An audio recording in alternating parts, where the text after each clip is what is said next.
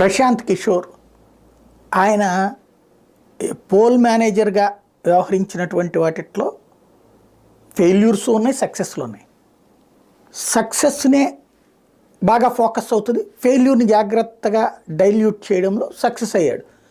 Especially Jagan 151 సీట్లతో గెలిచాక ప్రశాంత్ కిషోర్ వల్ల మనం గెలిచామని మీటింగ్ పెట్టి చూపించడం అన్నటువంటిది ఇక వైసీపీ శ్రేణులకు అతను ఒక హీరో అయ్యాడు.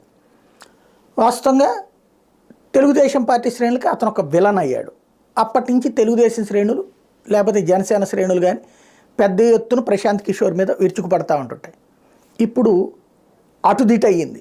ప్రశాంత్ కిషోర్ ఎప్పుడైతే హైదరాబాద్లో జరిగిన ఒక కాన్క్లేవ్లో మాట్లాడతా యూత్ ఉద్యోగాలు కోరుకుంటారు, ప్యాలెస్లో కూర్చుని డబ్బులు పంచితే కాదు, బట్టలు నొక్కి డబ్బులు పంచితే కాదు, కాబట్టి ఈ దఫా దారుణ ఓటం ఉంటుంది జగన్కి అని చెప్పడంతో ఒక్కసారిగా ఆగ్రహావేశం